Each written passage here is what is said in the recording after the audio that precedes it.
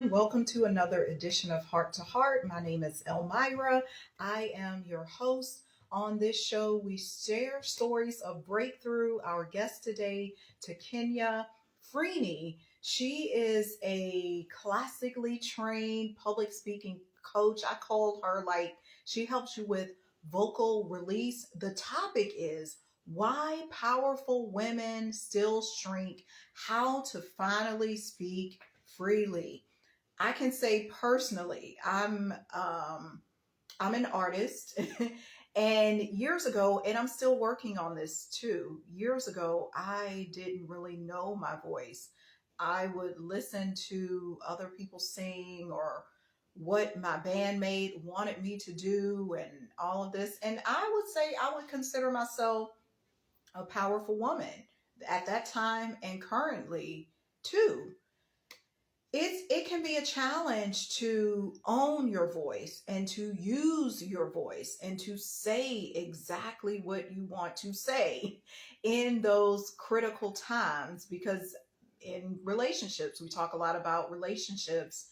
In my realm, I have shied away from speaking my heart, speaking my mind, because I felt I would be seen, or it felt risky. What if they didn't like me anymore? Or what if it changed my relationship if I made this particular statement? But we have to speak freely. And that's what Takenya is all about. We'll be sharing more what she does, the gifts she presents to the world, everything she has to share about our voice. You know, a song that was just about 30 minutes ago just came to me was the best is yet to come. Today is the first day of your best day. I don't know why I was singing that song.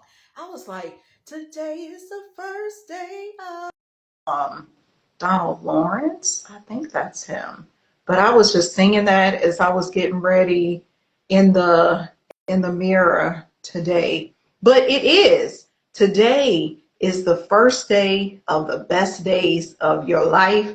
And if you don't know that, then you need to know that. You need to understand and know it. Know it within your heart, know it within your voice, know it within your soul, know it every ounce of yourself. So, okay, I'm getting you in here. I see you. Just sometimes we have some flukes with accepting this. Uh, you're you going live with me, but we're gonna get it. This is how we do. But going back to that song, I couldn't help. And when those songs hit me like that, just look for, okay, what's the meaning? What's the meaning of this? I don't know what's the meaning, but it meant something to me in the moment. Means something to me right now too. Like today is the first day of the best days of your life. The best is yet to come, because we can look to the past and say, oh, this happened, that happened in my life. And no, we're better for the things that occurred in the past. Okay, here we go. Yay! Sometimes I had to hit that thing like 10 times, but we're here now.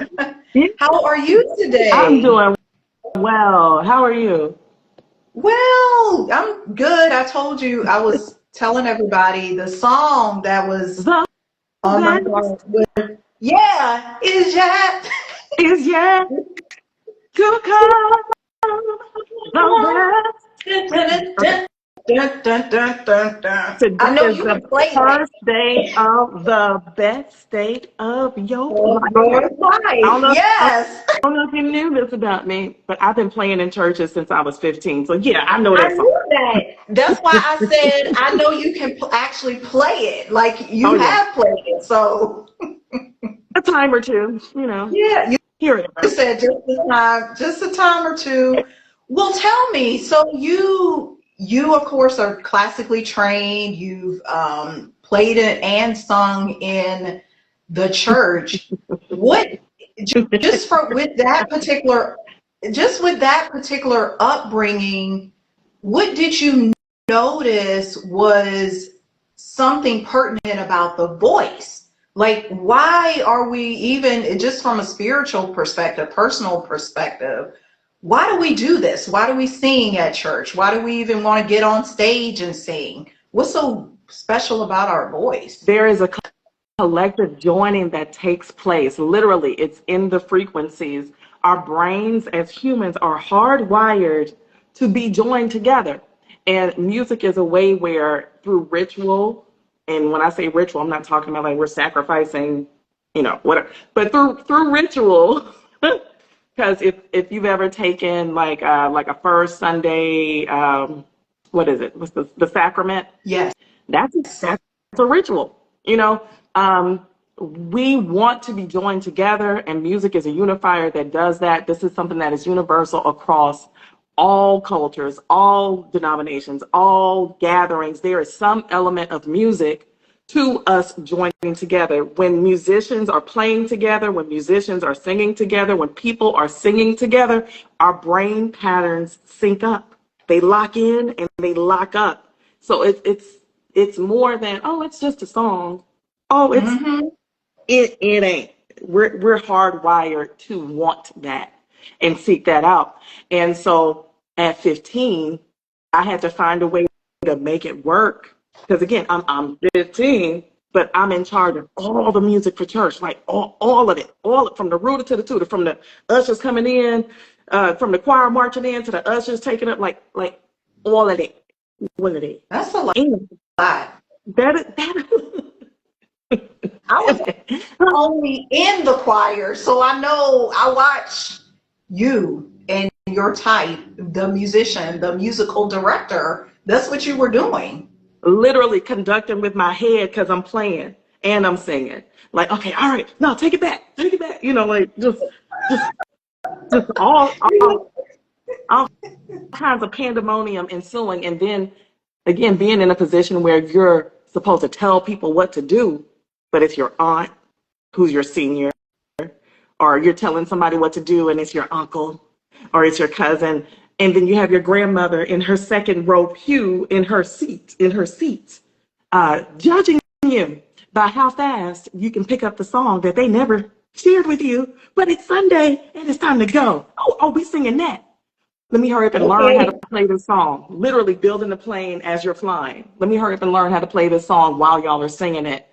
And if I was doing a good job, my grandmother's all, she's in the spirit.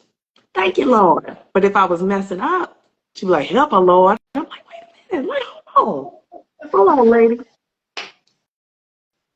Hold on. So that's one place where I definitely experienced the power of my voice and kind of selectively editing so that my voice would be palatable to the people I was in charge of. Like there's a dynamic there between elders and the youth, and you don't want to cross those invisible boundaries that are clearly established in the Black church. Yeah. That's so I know what you mean. I literally grew up next door to the church. So I know.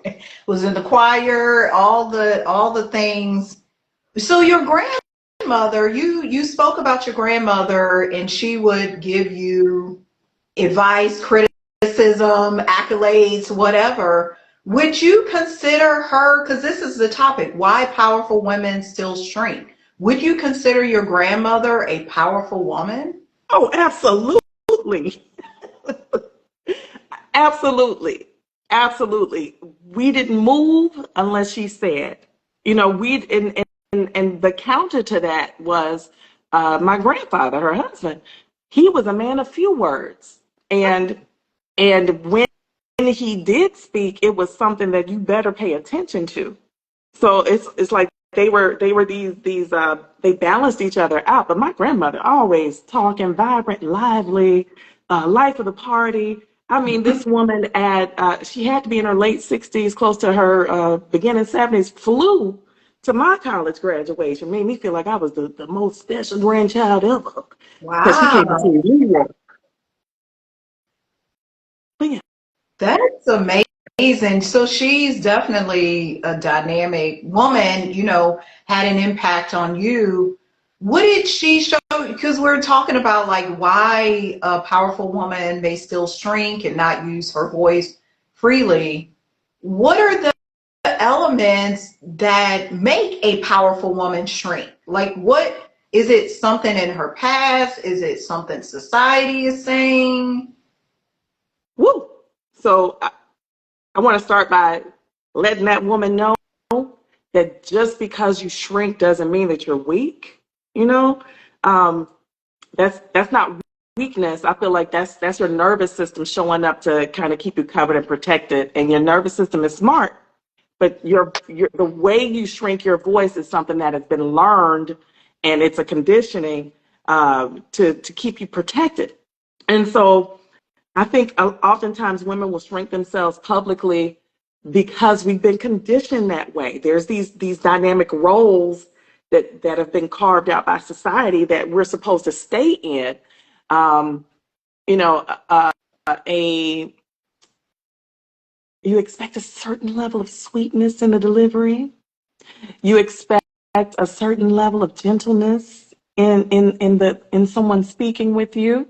And women aren't supposed to be harsh or brazen or bold. That's not a woman's place.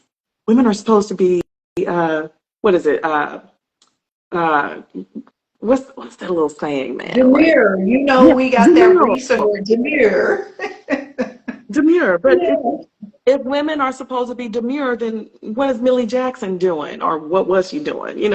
Um, Millie Jackson is the counter for that. If you're not familiar with her, she was like before we had a Cardi B or before we had a Kaya, we had some Millie Jackson, and that's not music that it's suitable for work.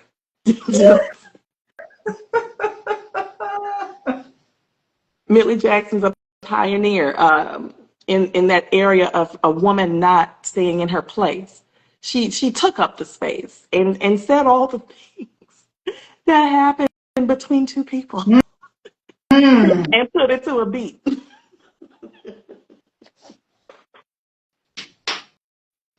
Yeah. But women shrink because it's been a conditioned thing. We don't have to do that. It's not the year 25, it's the year 2025. Correct. Yeah, we're in 2020. So why in 2025 are we still shrinking then? If we have this mental understanding about where we are, do we really have like a physical and a spiritual and emotional understanding of I don't have to shrink? So I think a lot of times there's this internal dialogue that takes place between the heart and the mind, and things seem off. Things seem off. That again, that's that nervous system trying to keep you protected. Like if I say the thing, then they're not gonna love me anymore. If Mm-hmm. if I if I say the thing, I'm gonna be received as an angry black woman. If I say the thing, they're not gonna want to be under my stewardship anymore. These are inherited beliefs. It's this fear of misrepresentation. It's this fear of being emotionally punished for saying the thing. It's this chronic desire to want to perform, and I'm a performer through and through. Period.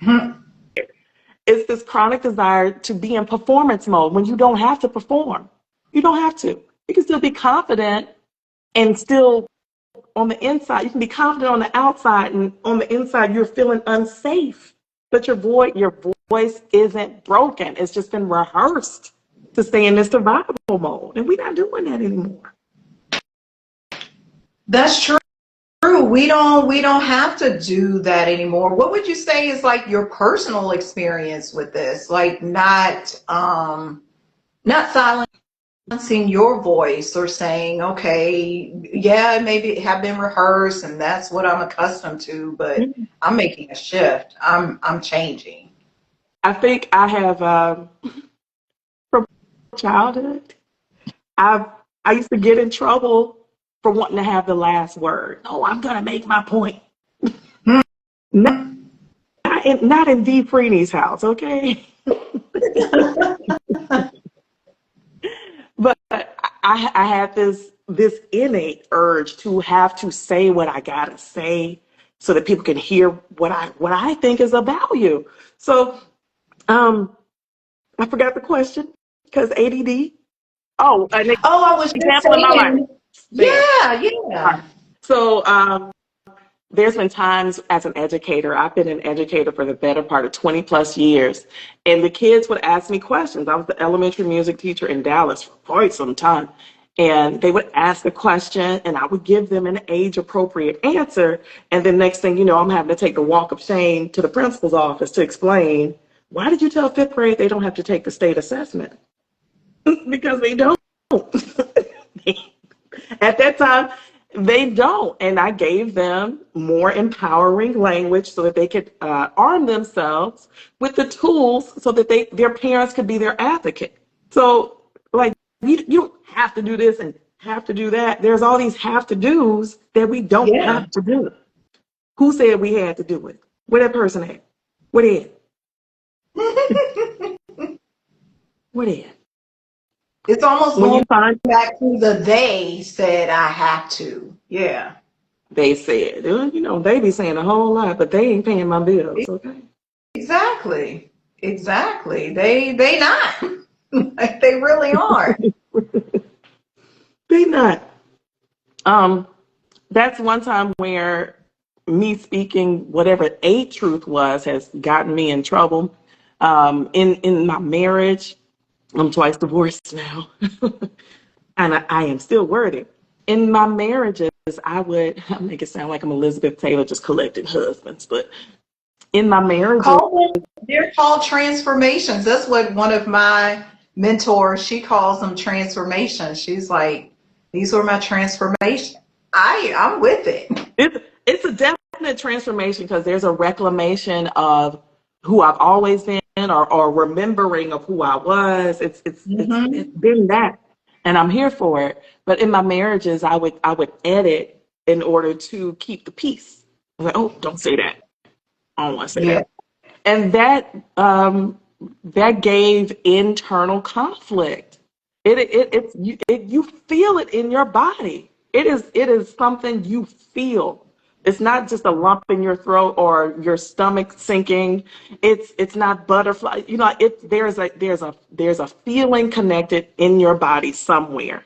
When you're muting and editing, you gonna feel it. Hmm. Yeah, so body, the body doesn't lie. So we know what, and that's something I talk about all the time because I've done massage for 15 years and I would see it in my clients. Like I could feel them not speaking up. I could feel the grief. I could feel the emotional pain, whatever it was going on. It wasn't just, oh, my back hurts. It was something internal at the root of it. I love that you're saying that and validating what I'm saying because your body, I can definitely say that in my last marriage for sure, my body knew before my brain figured it out. Hmm. My body knew. And once I put two and two together, I was like, oh, I'm not crazy. I'm not delusional. And it gave me the space to have some internal awakenings. It gave me the space to find the lie because I had to find the lie. There was a lie there somewhere, Mm-hmm. and I had to find it.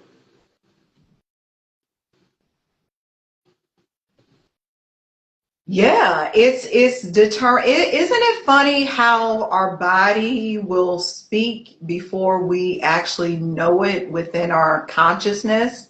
Like I feel like it's the root of a lot of diseases, especially that women encounter these autoimmune diseases where they're like, I don't know, the lupus, fibromyalgia. I can go on and name them, Yeah, what you got on that? Yes, so much. Yes. Did you see that study that recently came out? And it was speaking to specifically how Black women, a lot of what shows up for them in their later years, we're talking like 50 plus, the Mm-hmm. lupus that you mentioned and other autoimmune diseases of the body comes from those women having they've edited themselves in the past over and over and over and over and over and over, and that stuff accumulates in their Yes. bodies.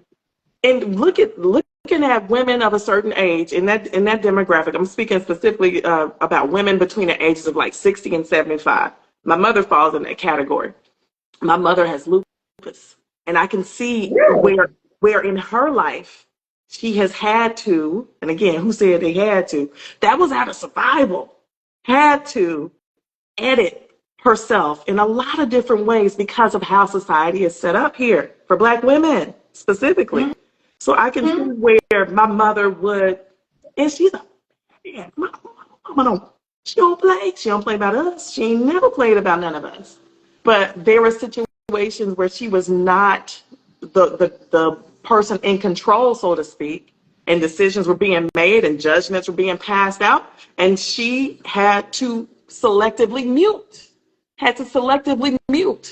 And so again, that disconnect between here and here is going to show up here, or it's going to show up in somewhere else in the body, and it just accumulates. So yes, there's studies that back up exactly what you're saying.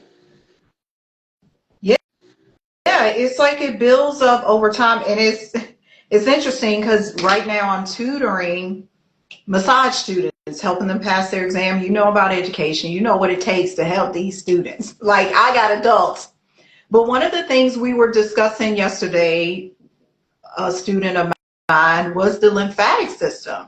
And that's what it does. When it builds up, it has too much. It's got to go Somewhere. somewhere. Yeah, it's got to go somewhere, or you got to excrete it out your system. But sometimes if we're doing that, overly muting, overly editing, it's not gonna, where is it gonna go? It may show up like you were pointing to, show up as fluid. It could Yeah. show up as weight. You've gained, why did I just gain 40 pounds? Like I didn't change nothing, but I gained weight. Like where did that come It, from? You, that was all me. these things. Oh, that was you? That What was me. happened? That was me. So the selective muting in that most recent marriage, when I was in a different space and place, literal different space and place, 30 pounds gone. No effort. What? 30 pounds. No effort. I didn't change anything except my location. Wow. So yes, your environment plays into how you show up. It plays into that. So no, I wasn't too much. My audience wasn't receptive. It, it's safer to be quiet for now, but in the long run, it's gonna cost you. And if your truth is causing conflict, something got to change. Something got to change. So it's usually a dynamic happening somewhere in your family, somewhere in whatever organized religion you may participate in, something Mhm. happening on the job, or something happening in your place of education. That's where these beliefs are ingrained and drilled into us. And I'm here to shake that table. Shake the I'm here to shake the You shaking things up. And oh, somebody, oh, that's my cousin on there. She said, and this is why I move every few years. Because you understand that your environment is not serving you, right? Yeah. Ain't that so? It is. It is because it can shape it really does shape you. Okay, tell me to Kenya, because we also talking about why powerful women shrink and how they can speak freely. I took your make every word count, so I know you have all of these dynamic things you offer to the public. What steps? What are some critical steps to speaking freely? If you learned it in the church, you learned it in education, you learned this thing at work, what are you supposed to do to speak freely? You have to find the lie. There's usually some lie there. And when I say find the lie, I'm talking about every single person I've worked with on a deeper level comes back with some story from their childhood, young adulthood, where uh, an idea was planted. Oh, baby, you too loud. You need to calm all that down. Mm. Or, baby, you too much. We don't do that up in here. Black people don't, we don't do that. Okay, first of all, we're not a monolith. Um, or um, you're stuttering. Nobody's going to listen to you because you stutter. Or nobody's Mm. going to listen to what you have to say because you sound like you from the ghetto. Well, I'm from Oak Cliff, baby. Okay, I'm from Oak Cliff. They call it the hood. I may have some hood-like tendencies, So but what? exactly, that does not devalue what I'm bringing to the table whatsoever. It adds flavor. It doesn't devalue. It adds flavor to it. Or people who have been told that their accent is a distractor. It's not. It's the thing that makes you unique. So the first thing you got to do is figure out the lie. Find the lie. Yeah, Then, find the lie. all right, then you replace the lie with what's really true. And then the last thing you have to do is rise in that identity. Like, do something publicly facing that affirms what you just did, that affirms what you just said. So I call it my lie reversal method. I'm over here looking at my notes. What do I want to talk about? Like, um, some of the breakthroughs people have found with me is like, I don't perform power anymore. They speak it. I'm no longer the woman who shrinks to be chosen. Um, my truth doesn't have to be softened to be received. My voice is a legacy, not a liability. Those are things that people have come back and said to me. I was like, yeah, get it. Wow.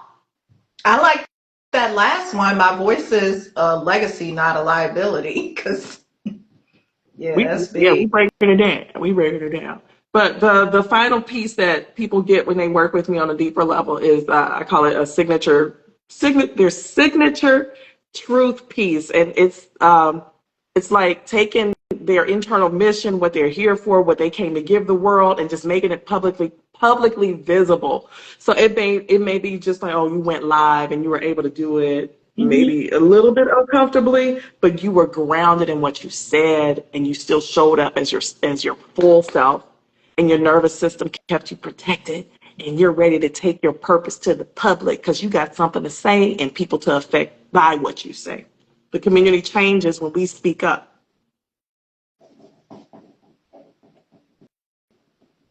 It just does. Yeah, because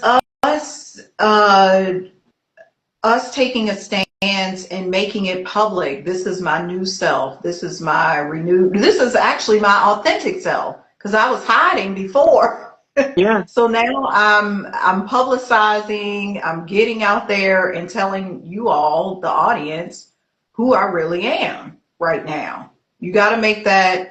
You got to make that proclamation and state, this is where we're going, moving forward. This is something you said struck me. It was our nervous system wants to protect us, and you mentioned that a couple of times. What's the connection or the relevance of the nervous system in speaking freely? As a singer, if my body my body is the instrument.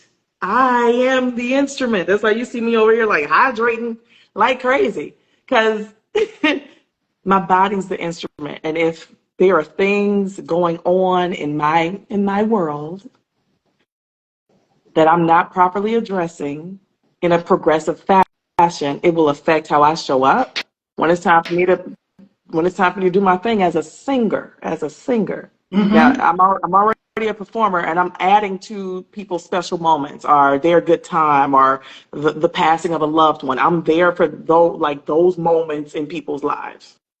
As a speaker, as someone who is the head of a community, as someone who is in front of a group of massage students, getting them prepared to be properly ready to take Mm-hmm. on the world, you already know. If your body ain't right, the mind, it don't matter. If the, the body ain't right, the mind don't It's matter. true. Yeah. So what that looks like when people work with me is stopping, stopping. And when I say stopping, we're always on the go. There's always another dragon to slay. There's always another kid that needs something. There's always another, oh, I gotta do this. Do you really gotta do it? Or is there another way that we can get this need met? I I lead my people to get connected with their bodies. You got to stop something. Something's got to stop so you can have Mhm. space to take something else on. You got to release in order to receive. You can't grab nothing else because his hand is already full. You got to let something go so you can put something else in place that really helps you out. So that's why it's revealing the lie, releasing that lie, and replacing it with some truth so that your most authentically prepared self shows up every single time. Every single time. And it doesn't feel like effort. It feels like ease. It doesn't feel like it's been rehearsed. It feels like something that's real. It doesn't feel like something that you're looking at a script to figure out. It feels like something that's soul aligned. And you ain't got to worry about the rest. I'm telling you, everything ain't for everybody. And how you are received essentially is none of your business. How you are received is none of your business as long as you're doing the things that you know that you need to do to show up as your best self. You know, one thing as you speak on this, the nervous system, the body, I noticed something with me months ago when I was tutoring my students. I felt like a sense of fatigue, like vocal fatigue, just like, but it shifted like in the past month or so. And one of the things is I'm not rehearsing what I do in the session. I know what's supposed to happen. So it's just so easy to do it now, like to tutor these students, because I know what needs to happen during that session is going to occur. I already have the knowledge, I already have the wisdom, I already have what I need to share with them, anatomy, physiology, whatever the specifics. But that was one thing I noticed because I would, at the end of the day, feel like, why do I feel so tired? Like it, but now I don't. You were running a narrative in your head that you didn't need anymore in the beginning. You don't need that narrative anymore. And you're already the subject matter expert. You're already the SME. You already know what it is. You already know what they need. I think part of it is also related to we want to give people the best that we got, per Anita Baker. You want to give them the best that you got, right? The best that I got. We don't want to disappoint. We don't want to disappoint those of us who are truly here to be of service and provide a service that is of high quality and that gets people the transformation that they're coming to us for. We don't take that lightly. We want to do a good job. Yeah, We want to do a good job. yeah, you're right. You're right. And so part of that is because I'm nervous every time I've been singing and playing since like forever. I'm like 1,000 years old, but I'm still nervous every time it's time to go. I'm still nervous. That doesn't go away. You use it as a tool. It reminds Mm-hmm. you that you still care about what you're getting ready to do. So the fact that it's easier now, that comes with repetition. Yeah, it's easier for me to walk into, like when I tell you, Elvira, I can like, a church will call me and be like, hey, we need somebody for Sunday. I'm like, how much you paid? What time is service? And you'll And just I can show up go in. with days notice. That's right. I can show up and be of service because I've done it so much and over again that some things get to be just ingrained in you. You don't have to rehearse it anymore. It's already part of what you're doing. Yeah, it's like no need. So, okay, rehearsal too. I want to talk about this for a little bit because if we're rehearsing and editing our voice and it causes us to shrink. On the flip side, how important is it to rehearse like a speech or a song or whatever? What are the differences between that rehearsing, which kind of shrinks me, and the other rehearsing that empowers me? That's a really great question. Because That I is, mean, I love, it's the state of yeah. mind. Yeah. So the rehearsing that prepares you for a performance, the rehearsing that prepares you for a performance, it's mechanical. It's detail oriented. I want to make sure I play that 4 chord when I get to this part. It's mechanical. And so that's the kind of rehearsing that gets to be automatic, on autopilot. So I could get over there and play Amazing Grace right now. I'm like looking over here at my keyboard. I can get over here and play Amazing Grace, like sight unseen. We're good to go. Mhm. That's that kind of rehearsals. The drill and kill type rehearsal. The rehearsal that comes with that self-editing, the rehearsal that comes with that selective muting, the rehearsal that comes with the being, I want to be extra careful because I don't know how they're going to receive me. That rehearsal gives you an internal check that says like, there's a conflict. So if you're rehearsing and there's some kind of internal conflict going on, you ain't doing the right kind of rehearsing, which is why I like for the people that I work with to have someone to mirror with, someone to be a reflection of the thing that they want to see happen. Somebody who can be an audience and not be a judgment type place. There's low risk here. There's the piano's not going to fall out of the sky on you if you say what you have to say here. So rehearse here in a safe container so that you can go out there and do it the way you need to do it. Yeah, so that's good because your rehearsal should have no internal conflict. It should just be like you were explaining. It gives you, this is what I'm going to prep for if I need to do this chord here, or if I need to direct the choir in this way, or I need to, let's say if it was for television and the producer told me I need to hit this point on the stage at this time because I know the camera is going to be there. Like that rehearsal is good because it's so the audience can have the best. Yeah, it's It's just like the point A, point mechanics. B. Yeah. It's just the mechanics of it. That kind of rehearsal should that should be real focused, real pointed. It's got a clear outcome. By the end of me practicing Amazing Grace 1 million times, I'll be able to play Amazing Grace on command anywhere at any time. And the kind of rehearsing that people are doing to prepare for a speech or preparing for presenting publicly, preparing to stand in front of people that they manage or a team that they run, that kind of rehearsal comes again, you're pulling from the things that you already know because you're the subject matter expert, and it should never cause some kind of internal conflict. Oh, if I say this, the if then statements should not be popping off for you in that rehearsal. Mm-hmm. Yeah. So true, because many times that's what we do. Like, oh, I shouldn't put this as part of my speech, or maybe I shouldn't sing that song, because one thing that came up, like I was thinking of that song today. Like literally, I was putting on my makeup, and the best is yet. I was like, that means some reason that's on. I gotta mention that song. I gotta listen to that song. I gotta.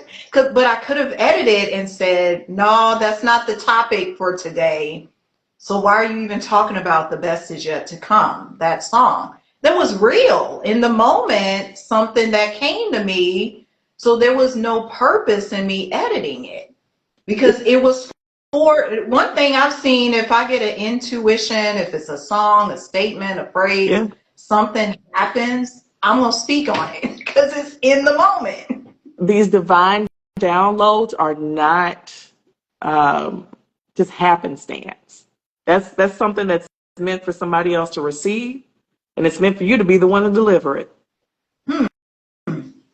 Yeah, that's correct. It is. It's like that's why I said that song was for somebody. This or that statement. Like The best is yet to come. So where you would be doing yourself a disservice is if you had selectively edited and chosen not to even speak on that song. Somebody is still pumping that Donald Lawrence right now because it's a running playlist in the back of my head right now. Off camera, you can't see my foot been tapping that beat, and I've been. Okay, so yeah, I saw Yeah. him get, what was that? I think he got an Image Award last year or something. He was, yeah, he's a remarkable individual. I like him. Like he's cool. I like his fashion, his style. He's like he is an example of somebody who didn't edit and said, "Oh, people who sing gospel should not wear that or should not look like that. Why is your choir wearing this? Why are y'all singing that song? Yeah, y'all should have on robes. Why you got this, that fancy suit or whatever people will say, you Kirk know." Franklin, another one who broke those barriers of what the choir should sound and look like and be singing like. But we in the club and they playing Stomp. I mean, I said we. I don't know if it was you, Till but this day. we were in the club and they were bumping Stomp. Okay. True. Um, True. Yeah. the Clark sisters, another influence that they had on them was Stevie Wonder. And here we got this blending of the secular and the non-secular. Yes. So that song, You Came My Way, was influenced by Stevie Wonder's We Be Jamming Until the Break of Dawn. That was the influence for that. And I don't know if everybody can make that connection up with what I just said, but you have to take the things that you've experienced in your life and put it out there to the world. Somebody's going to get it. Somebody's going to Mm-hmm. get it. Don't stop. Be consistent about showing up for yourself. You got to show up for yourself before you start showing up for everybody else. And a lot of times, as women, we have been conditioned to take care of everybody else's everything first to our own detriment. Mm-hmm. But I bet you my butt was on this floor a while ago. And I did say while ago. My butt was on this floor a while ago working out.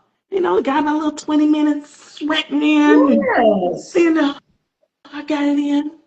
I don't care that my daughter's over here. I don't care what. It's mommy's turn. Mommy's turn. True. True. Yeah. Yeah. You had to get it in. Well, on this show, I always ask one last question as we come to the close. What has been your greatest breakthrough on this topic of speaking freely, of not silencing yourself? What would you say is your greatest breakthrough? I've been affirmed and confirmed in knowing that my destiny is on the other side of my discomfort. So, yes, speaking your personal truth may be uncomfortable for yourself and for the ones receiving it. Mm-hmm. But if I stand still and hold my tongue, I'm not going to make it to what my destiny is. I'm not going to get there. My destiny is on the other side of my discomfort, and I must speak up and say the things that other people won't say. It's a pattern that's shown up over and over in my life, over and over, whether I'm speaking up for other people or speaking up for myself more so. It was easier for me to do it for other people. Now it's time for me to do it for me. Oh, oh yes, speaking for me. Yes, yes. And I'm sure, well, I already know it's only going to take you further in the months and the years and the decades to come because it only can, because that's your truth. You're speaking it. So that's your truth. Everybody, this has been Takenya Freeney. You can find out all of her information at kenyaskeys.com. Right here on Instagram, Kenya's Keys. Do you have anything else to share with the audience? Like, do you have anything upcoming in the next month I or? do. So if you guys DM me the word starter, I will send you my live reversal kit. You just DM me the word starter. And the lie reversal kit, it's a self-guided journal and some voice work in there so you can start unmuting yourself, but doing so with more clarity. Oh, yes. So you heard it right here. DM Takenya. You DM her starter, and she will issue you the lie reversal kit. Because you need to reverse those lies and speak the truth. Because who gonna be mad? Bump them Let them, people. I mean, if they want to be mad, let them be mad. I'm not going to be mad. I'm not gonna be So, mad. I'm gonna be grounded in my truth. I'm gonna be chilling, drinking my water. I feel better when I say the thing. yeah, you know it in your body. Like you said, your nervous system is regulated and it tells you. You can feel it, the symptoms, the weight, the nervousness, whatever show Yeah, pains, whatever is showing up is telling you you're muting yourself too much. yeah. The jaw clenching. That's like I don't know if people are like clenching their jaws. Yeah, it shows up in your body. It's gonna tell. Mm-hmm. Yeah. Really does. Okay, well, you all have heard it right here. This has been another edition of Heart to Heart. We will see you next time. Thank you again. Thanks for Bye. having me. Definitely.